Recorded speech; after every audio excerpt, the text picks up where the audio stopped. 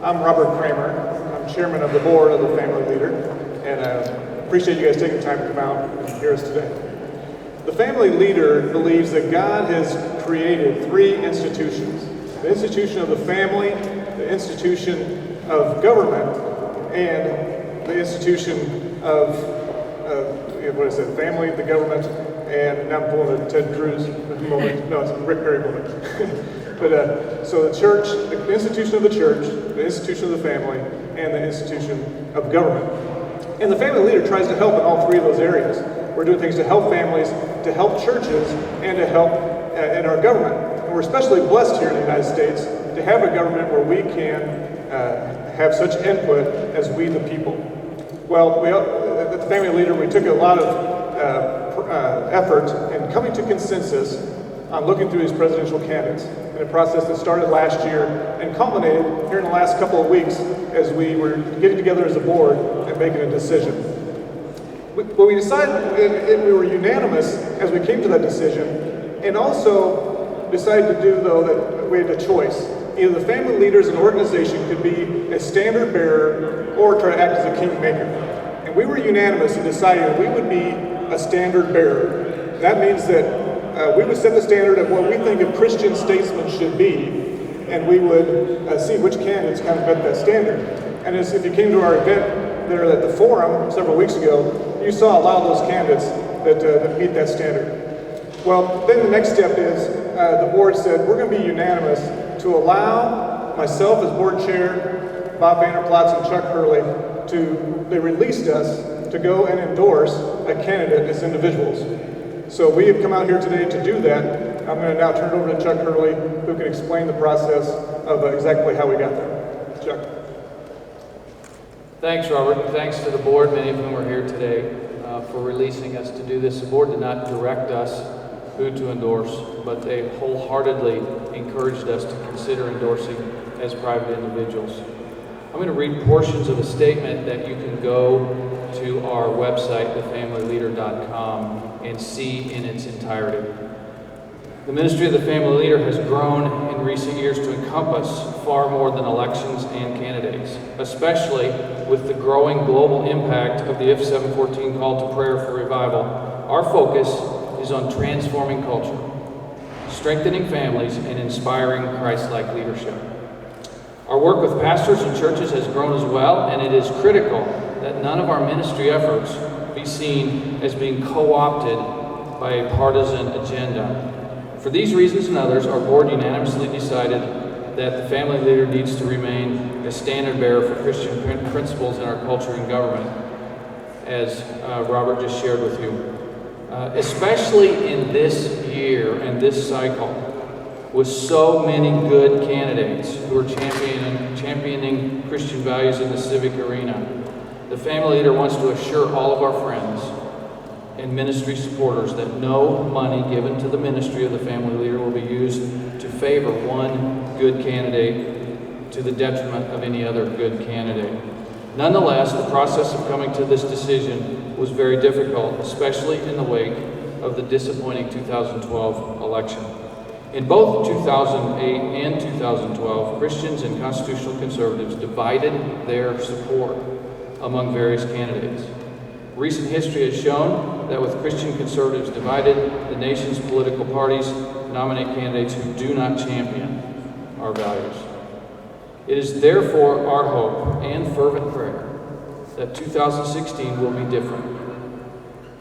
That most, if not all, Christians in Iowa and around the country will avoid dividing into factions that fight against instead of alongside one another. The Family Leader board and staff has been in earnest prayer and over many months in meetings has been asking God to intervene as he did in guiding Samuel to choose David in 1 Samuel 16. Our hope is that now, as then, though many candidates exhibit admirable qualities, God would say, neither has the Lord chosen this one, and raise up instead a single standard bearer around whom Christian voters can unite.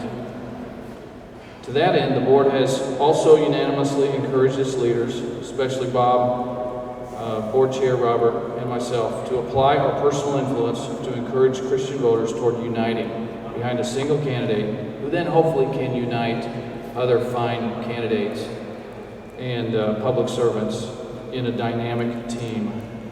The board fully supports our decision to make personal endorsements, and while recognizing it is more important for the organization to be a standard bearer and steward of its resources to honor the intent of the donors who might disagree with a particular choice or endorsement. I'd like to introduce my boss, Bob Vander Plaats, as he shares with you his endorsement for 2016. Thank you, Chuck, and thank you, Robert. I don't think it comes to any surprise to anyone that the board of the family leader, the team of the family leader, we take this role very, very serious. And it's much like Ronald Reagan said in 1979 when he was launching his presidential campaign, he said, "I believe this country hungers and thirsts for a spiritual revival." And our board really believes that's where this country's at today, is that we hunger and we thirst for a spiritual revival. And that is our focus through the If 714 initiative. As Chuck Hurley said, as Robert Cramer said, they will be joining me in this individual endorsement. Also, our pastor to the board, Bill Tweet, who is here as well. Bill Tweet will be joining with us in this endorsement as well. And when we endorse, as individuals, as we've done in the past, we will be all in for that particular candidate. That being said, we do not place our hope in any candidate, but we place our hope in God, and hopefully for a candidate that's completely yielded to God and with a heart for spiritual revival. We say often at the family leader that we live in extraordinary times, and it demands extraordinary leadership. You take a look at the times today, whether it's on the foreign front and you see ISIS and you see Iran, you see the deals with China as well as Russia. There's a lot of things to be concerned about today around the globe. But also domestically, we take a look at a U.S. Supreme Court that has undefined God's institution for marriage and for family, and has put religious liberty at great risk because of its decisions. We live in extraordinary times that demand extraordinary leadership. You add to that we have a deficit today of $19 trillion in debt and a Congress that has virtually no respect by the American citizens. We need an extraordinary leader today. And that's why we focus at the family leader on a vision of a revived America that honors God and blesses people. It is strengthened through our mission that says we want to strengthen families by inspiring Christ-like leadership in the church, in the home, and in government. And that leads us to our focus, and our focus is we want to see cultural transformation. We want to impact elections. We want to influence policy, and we want to be a credible model for others to follow. That's what we do at the family leader. As we assess this field, we applied 4 C's. Character. Can we trust the individual? Do they show a consistency of convictions? Competent. Are they competent? Can they be the chief executive of the United States? Because we've seen what incompetent gets us. But are they competent? 3 is the company that they keep. Who's whispering in their ears? Who's advising them on policy? We take a look at their teams. And then if several of them meet that, and several of them in this field did meet that, we then take a look at resources. We take a look at what we say is cash, but resources is what kind of infrastructure do they have in Iowa? What kind of infrastructure in New Hampshire, South Carolina, the SEC primary? What kind of infrastructure do they have that they can go the distance and become the nominee to be the standard bearer that we sure hope for? We have a great field. If you would have told me going into this that Governor Walker, Governor Perry, Governor Jindal, 3 great governors who we respect immensely would no longer be in this race, it would definitely show you the quality of this field. You take a look at outside candidates like Donald Trump and like Carly Fiorina and like Dr. Ben Carson and what they brought to this race. And tapping into the American sentiment that it can no longer be politics as usual. We have serious issues at stake and we need serious leadership, and they've been a great value to this race. You also take a look at senators, whether it be Rubio and Rand Paul, And what they brought, especially when they're constantly, if you saw it in the forum, constantly brought the focus back to the family, and the strength of the family is the strength of this country. And then you have two former caucus winners, Mike Huckabee in 2008, Rick Santorum in 2012, two very, very dear friends who we love deeply. But for whatever reason, the dynamics are such that today that it seems like people are moving on and they're looking and saying, what is that fresh? What is that bold? What is that courageous leadership? And I happen to believe that the extraordinary leader that we need for these extraordinary times is U.S. Senator Ted Cruz. And we will be uniting as Pastor Bill Tweet, as Chuck Hurley, as Board Chair Robert Cramer, and myself, and we will be going all in for Senator Ted Cruz. We have found him as a man of deep character, a man that we can fully trust, who has a consistency of convictions, who loves his God, who loves his spouse, and who loves his family.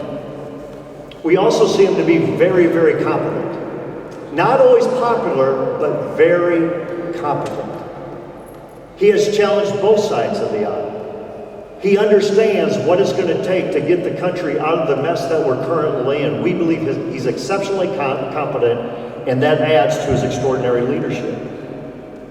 But we've also been very impressed by the campaign staff that he has assembled, the people that he's put around him, the advisors. These are people that want to make a difference for this country and to right the ship, and we can't wait to go to work with them. But we've also taken a look at the resources of Senator Ted Cruz. As you've seen in the polls, he's beginning to rise. But not only will he be very, very strong here in Iowa, we believe he'll be strong in the early states, and we believe he can be the nominee to take on and to defeat Hillary Clinton and the leftist agenda. So we're thrilled here today to announce our choice for President of the United States, U.S. Senator Ted Cruz. With that, let me open it up for any questions that you might have. Last time around, when you endorsed Senator Santorum, you expressed the hope that others might drop out and coalesce behind him. Are you hoping the same happens this time around, and that other candidates in this broad field will drop out and Senator Cruz will emerge? Well, that would be other candidates' decision first. But probably to the other point, Kay, that you mentioned, our goal is to unite conservatives around Senator Ted Cruz. And I believe you're starting to see that happen already in the state of Iowa, but I also believe around the country. One of the jobs I'm going to take very, very seriously is to coalesce people here in the state of Iowa around Senator Ted Cruz, but also around the country, the peers that are in our network across the country, to say, how can we coalesce around U.S. Senator Ted Cruz? We have believed for a long time, if we're united, we will win. If we're divided, we're going to repeat 2008 and 2012. Can you talk a little bit about what going all in means for Ted Cruz? Are you going to be phone banking, door knocking, mobilizing people, kind of networking? Can you talk a bit about what's going to entail? Well, what I suggested to Chuck Hurley, Robert Cramer, Bill Tweet, and myself is when we make an endorsement, our goal is to make that endorsement stick. Our goal is not to just be another name on a letter. And so if the Cruz campaign desires our help, and I believe they will, we will do whatever it takes to help him be successful, to be the standard bearer that goes up against Hillary Clinton, to win the presidency, to right the ship for this country. Yes, sir. Has the Cruz campaign or any individual or outside group that's promised any financing to help promote this particular endorsement? That's a great question. Absolutely not. There is no quid pro quo here. Matter of fact, I think the Cruz campaign is probably as surprised as anybody. I shouldn't say surprised, but they're probably really glad they get the endorsement, but there was no negotiations on anything else that would be monetary or otherwise for the campaign for our endorsement. The candidates you mentioned, Huckabee and Santorum, obviously you supported them in the previous cycles. Did you talk to them at all, tell them this was coming? How did you break that news? I did. I had really good visits with U.S. Senator Santorum yesterday and Governor Mike Huckabee this morning, as well as businessman Donald Trump yesterday as well. What I can say to you, and the others, I'll be having visits with others as well. But what I can say about those three, they are exceptional. They're class acts. I'm sure they're going to continue to run vigorous campaigns. I would expect nothing less out of them. Disappointed probably in our decision. But yet they also understand what we have put into this, and I think they respect the process that we use to achieve this decision. Do you think that Huckabee and Santorum, who are lower performing, should get out of the way so that conservatives really can coalesce? Well, we're going to encourage conservatives to coalesce, but that's going to be up to Governor Huckabee and to Senator Santorum or anybody else if they should exit the race. Yes, ma'am. Do you believe that Senator Cruz's comments on condoms last week were consistent with family leader values? First of all, I'm not sure what his comments were, and I'd probably reserve a comment on that until I have a chance to take a look at it. Anybody else? When you say you're all in, is that you four individuals are all in the organization? No. Yeah, the organization, the family leader, is not all in. The organization, the family leader, is all out. They believe we have several great candidates. They want to be a standard bearer, not a kingmaker. There will be no resources, whether my time or Chuck's time or anybody else's time or any other resources, excuse me, that will go to promote a candidate. Excuse me. What does it say about the ability to coalesce Christian conservatives around a single candidate if your board can't agree? Our board has agreed. Our board, has, as Robert said, was unanimous regarding being a standard bearer. They're unanimous in releasing us to endorse. And had the organization wanted to endorse, they would have been unanimous with one abstention for U.S. Senator Ted Cruz. So our board is very united. Did you have a board vote with some votes going to Cruz, some to Huckabee, and some to Santorum? We had a board meeting that was preliminary where we did get a feel for where everybody was at, but nothing was confirmed until this past Monday, December 7th. And that's where I said the board would have been unanimous with one abstention. And the one abstention was he's just he has a very close relationship with one of the presidential candidates, and we honor that. What does Senator Cruz or his campaign at this point ask you to do other than stand up there and endorse him as you're doing right now? We are going to have a conversation after this press conference, and my guess is we're going to put some meat to a skeleton to say how can we best be used in Iowa, and especially in the early states and around the country. When was the first time you met Senator Cruz, and what was your first impression? The first time I heard about U.S. Senator Ted Cruz is when he had the stunning upset victory for U.S. Senate over Lieutenant Governor Dewhurst. And it was after that time where I was in Washington, D.C. for, I'm not sure what, but for meetings. And I asked to see Senator Ted Cruz. I wanted to meet him. And I met him in the basement of one of the U.S. Senate buildings and around boxes. And I thought, this guy is a guy that truly loves the country and has for a long time, who's exceptionally capable and talented. A lot of people like to say they're the smartest person in the room. I thought Ted Cruz might be the smartest person in the room.